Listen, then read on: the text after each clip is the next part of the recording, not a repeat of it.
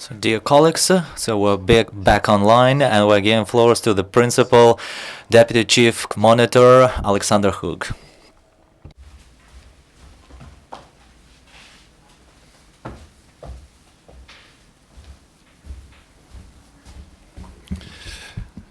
Dear friend, it has been yet another week which the people of Donbass have endured a lot during which. As this paragraph here shows, the number of ceasefire violations recorded by the OSCE Special Monitoring Mission remains high. There was in fact a 5% increase compared to the previous week, as you can see here. In terms of Minsk proscribed weapons, namely mortar, tanks, artillery and multiple launch rocket systems, we recorded 362 explosions. The violence has at times been quite intense. Last Friday, for instance, in Yasinovata, our monitors recorded 120 explosions in the space of just 18 minutes, and in just 20 minutes they heard 73 in Hnutove on the same day. As ever, it is the civilian population that pays the price. Last Friday, for instance, an elderly man sustained shrapnel injuries from an explosion in the Pietrovsky district in so-called DPR-controlled Donetsk city.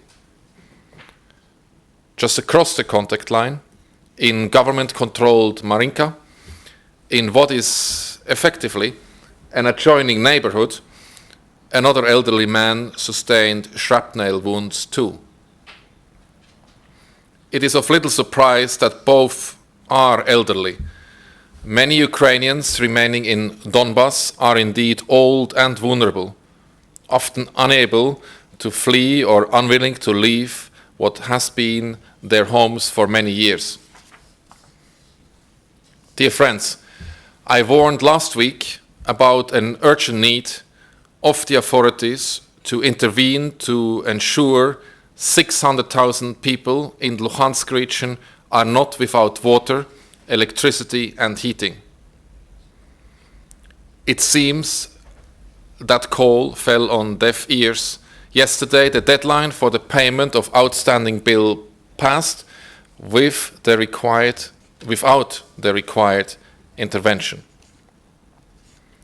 Our monitors indeed received confirmation that water supply to Luhansk city from a water pumping station in Petrivske had already been cut off, and that a water rationing system was to be introduced in the city.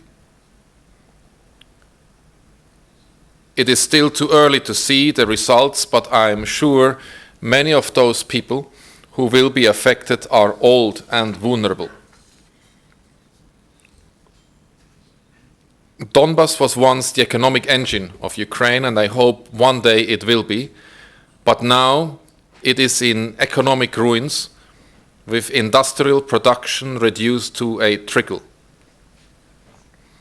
For the people remaining, this entails extreme distress. Residents in Novo-Alexandrivka, in the western Luhansk region, for instance, told us they have food and firewood for only 2 weeks. They have no electricity. They can't go into the nearby forest to cut firewood due to the risks of mines and unexploded ordnance, and they have restricted access to the nearest towns. Many are, in fact, forced to rely on humanitarian assistance.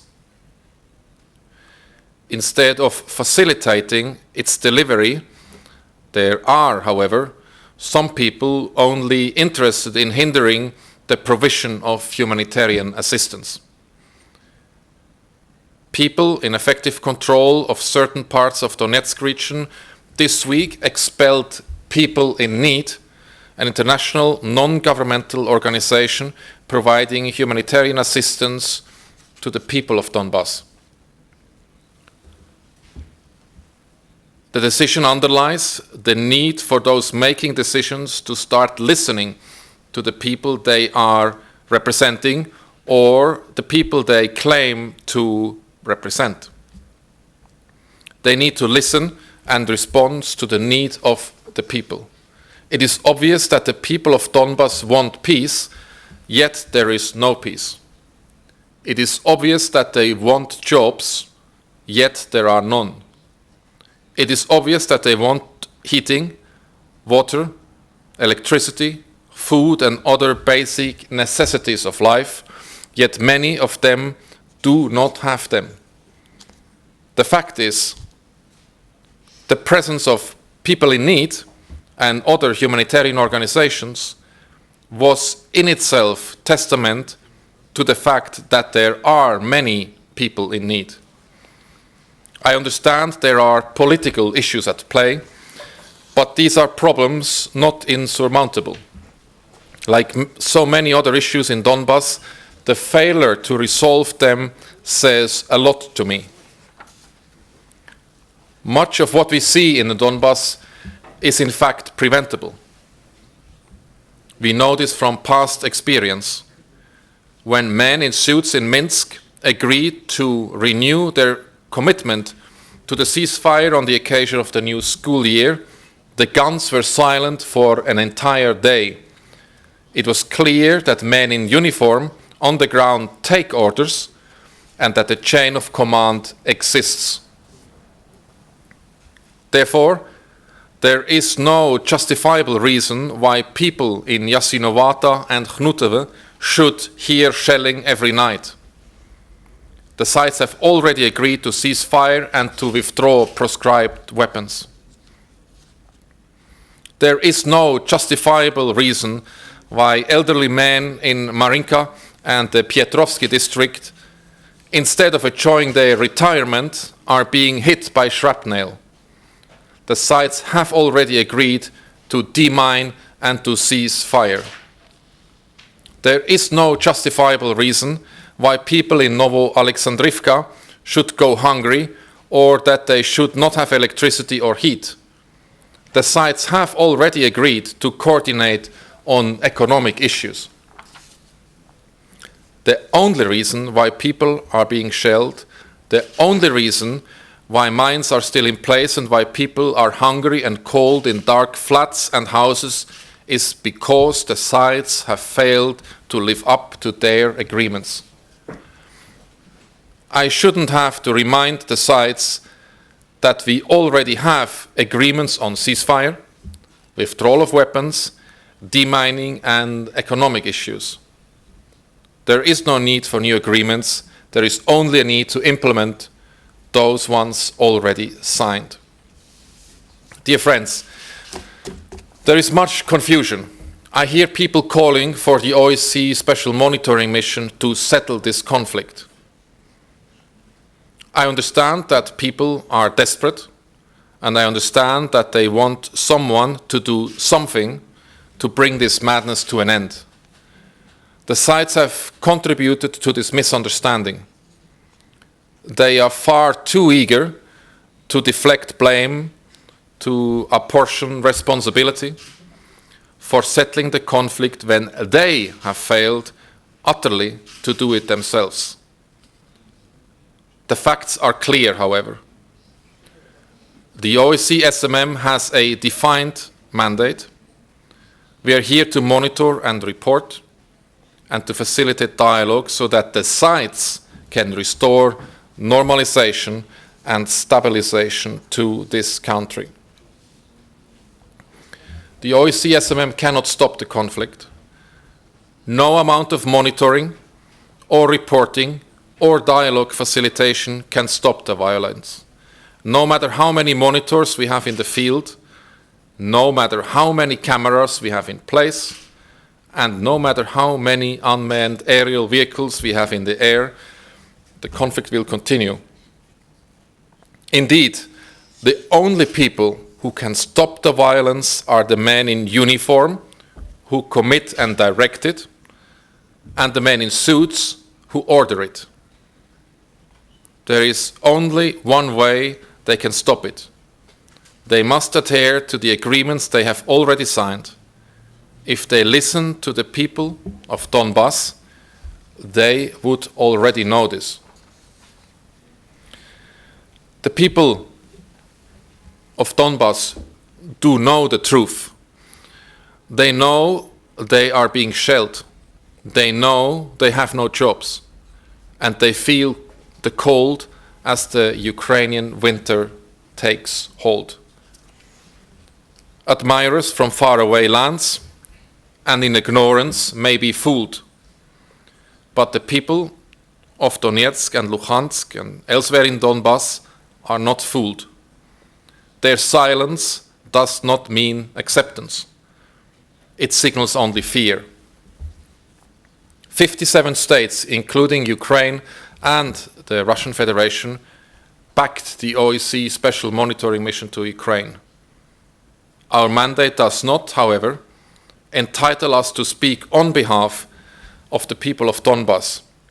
It does nonetheless give us a unique opportunity to understand and provide us with a perspective on the views, needs, and situation of people in Donbass.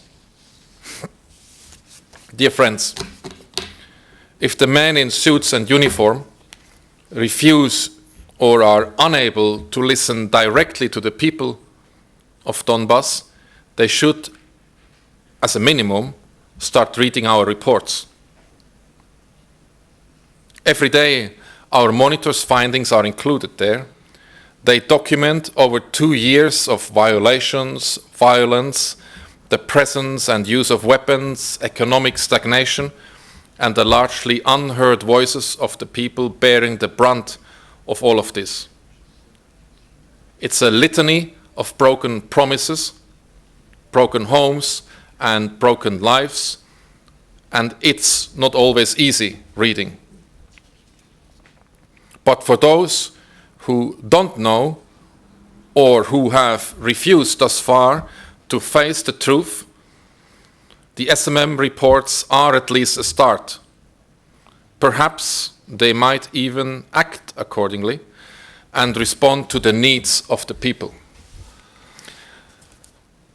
Now at the end here, as usual, I would like to inform you about our latest mission numbers. As of today, the mission has 689 monitors, of whom 576 are deployed in the east. In addition, there are 324 Ukrainian colleagues and 97 other international staff working for the SMM. Thank you. Thank you, Mr. Hook. Do we have any questions? Чи є питання? Yes, please. Good afternoon, Yevgen Nazarenko, TSN.